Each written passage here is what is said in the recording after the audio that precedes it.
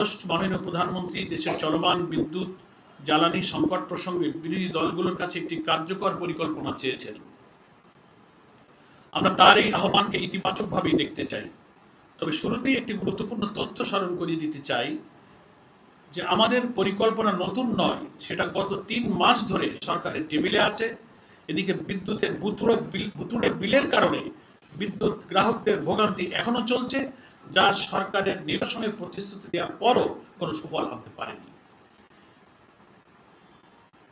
ঠিক ২১শে মে ২০২৬ তারিখে জাতীয় সংসদের জ্বালানি সংকট সংক্রান্ত বিশেষ কমিটিতে বিরোধী দলের সদস্যরা লিখিতভাবে ১০ দফা সুপারিশ জমা দিয়েছিলেন। ওই কমিটিতে বিরোধী দলের ৫ জন সদস্য ছিলেন, যাদের মধ্যে জামায়াতে ইসলামের ৩ জন সদস্য ছিলেন। তারা ২টি বৈঠকে অংশ নিয়েছিলেন, প্রশ্ন তুলেছিলেন এবং সংকট মোকাবেলায় সুনির্দিষ্ট প্রস্তাব দিয়েছিলেন। পরবর্তীতে ৭ই জুন মাননীয় জ্বালানি মন্ত্রী নিজেই সেই প্রতিবেদন জাতীয় সংসদে উপস্থাপন করেছে। দেশ রূপান্তর, প্রথম আলো, বাংলা ট্রিবিউন সহ অনেক জাতীয় গণমাধ্যমে বিরোধী দলের সেই ১০ দফা সুপারিশ প্রকাশিত হয়েছিল। সেই প্রস্তাবগুলো ছিল একেবারেই বাস্তব ভিত্তিক। দেশীয় গ্যাস উৎপাদন বাড়াতে বিদ্যমান কূপে ওয়ার্কওভার, ভোলা, জামালপুর ও জকিগঞ্জের গ্যাসকে জাতীয় ব্যবস্থার সঙ্গে যুক্ত করার উদ্যোগ, স্থলভাগ ও সমুদ্রভাগে অনুসন্ধান জোরদার, স্থাপিত এসপিএম দ্রুত চালু করা, ডিপো থেকে গ্রাহক পর্যন্ত ডিজিটাল মনিটরিংয়ের মাধ্যমে রুফটপ সোলার সম্প্রসারণ এবং ভবিষ্যৎ বিদ্যুৎ ও জ্বালানি চাহিদা নিরূপণে রাজনৈতিক প্রভাবমুক্ত স্বাধীন বিশেষজ্ঞদের সম্পৃক্ত করা। মূল প্রশ্ন, ২১শে মে থেকে সরকারের হাতে থাকা এই পরিকল্পনার কতটুকু বাস্তবায়ন হয়েছে, কোন সুপারিশে কাজ শুরু হয়েছে এবং কোনগুলো এখনো কাগজেই পড়ে আছে। আজ আমাদের সেই প্রশ্নগুলোর উত্তর চাই এবং একই সঙ্গে দেখাতে চাই দেশের এই সংকট মোকাবেলায় বিরোধী দল শুধু সমালোচনা করেনি, বরং সময় মতো দায়িত্বশীল ও বাস্তবসম্মত বিকল্প প্রস্তাবও দিয়েছে। বিগত ১৪ আগস্ট ২০২৬ বাংলাদেশ জামায়াতে ইসলামের আমির ও জাতীয় সংসদের বিরোধী দলীয় নেতা ডক্টর শফিকুর রহমান এমপি এই সংকট নিরসনের জন্য জাতীয় সংসদের জরুরি বিশেষ অধিবেশন আহ্বান করতে মহামান্য রাষ্ট্রপতির কাছে চিঠি দিয়েছেন, যার কপি মাননীয় প্রধানমন্ত্রীর কার্যালয়েও দেওয়া হয়েছে। ৩ মাস আগে যে পরিকল্পনা দেওয়া হয়েছিল তার অগ্রগতি কতটুকু হয়েছে প্রধানমন্ত্রী পক্ষ থেকে পরিষ্কার করতে হবে। এই সংকট সমাধানের লক্ষ্যে বিরোধী দলীয় নেতার পক্ষ থেকে যে জরুরি অধিবেশন আহ্বানের দাবি জানানো হলো, তারও এখনো কোনো আশানুরূপ সাড়া পাওয়া যায়নি।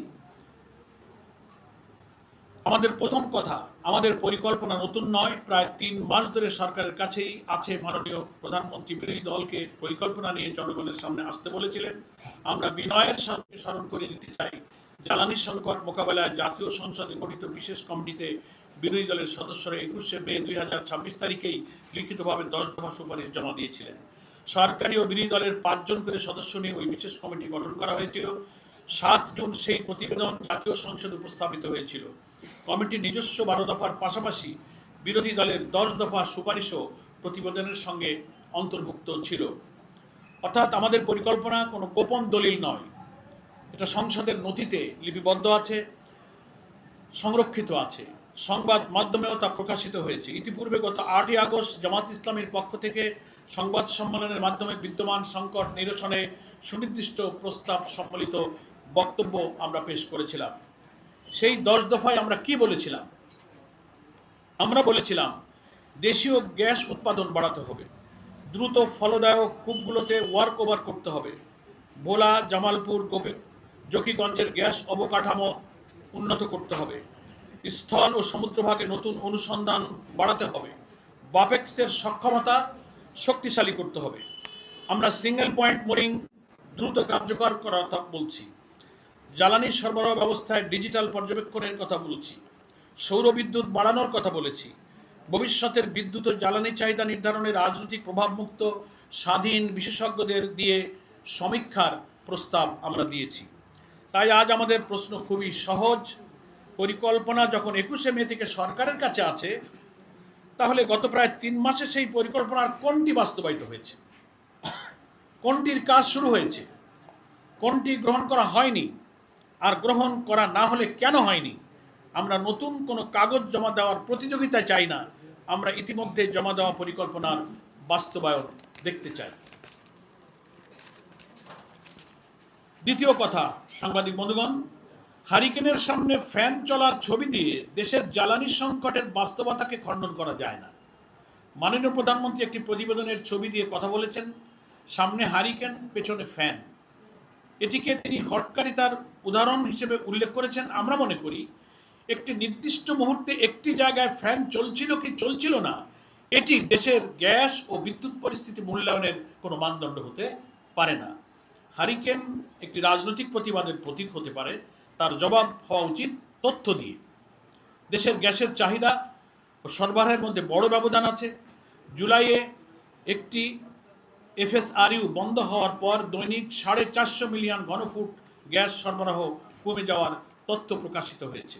গ্যাসের চাহিদা প্রায় 3800 থেকে 4000 মিলিয়ন ঘনফুট এবং সরবরাহ প্রায় 2600 থেকে 2700 মিলিয়ন ঘনফুটের মধ্যে থাকার তথ্য উল্লেখ করা হয়েছে।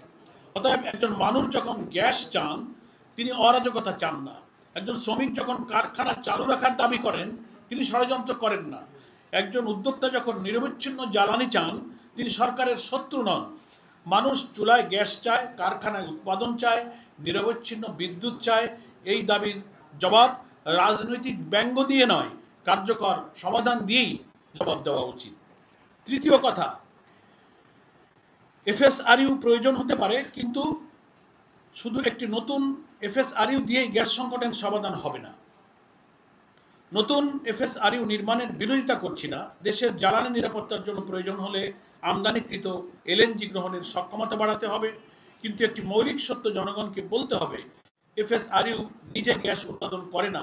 এফএসআরইউ চালাতে এলএনজি আমদানি করতে হবে। সেই এলএনজি কিনতে বৈদেশিক মুদ্রার প্রয়োজন। এলএনজি পুনরায় গ্যাসে রূপান্তর করার পর সেটি জাতীয় গ্রিডে পাঠাতে পর্যাপ্ত পাইপলাইন প্রয়োজন। আরেকটি বড় প্রশ্ন হচ্ছে অর্থের। 2025-26 অর্থ বছরে এলএনজি আমদানিতে প্রায় 59,000 কোটি টাকা ব্যয় এবং প্রায় 14,600 কোটি টাকা সরকারি ভর্তুকির তথ্য প্রকাশিত হয়েছে। সুতরাং তৃতীয় এফএসআরইউ নির্মাণ করুন, প্রয়োজন হলে আমরা সমর্থন করব। কিন্তু একই সঙ্গে বলতে হবে, এলএনজি কোথা থেকে আসবে, কত দামে আসবে, দীর্ঘমেয়াদী সরবরাহ চুক্তি কি হবে, পাইপলাইন কখন হবে, দেশীয় গ্যাস উৎপাদন কত বাড়বে। এই প্রশ্নগুলোর উত্তর ছাড়া শুধু একটি নতুন ভাসমান টার্মিনালকে পুরো সংকটের সমাধান হিসেবে দেখা বাস্তবসম্মত হবে না। সাংবাদিক বন্ধুগণ, আমাদের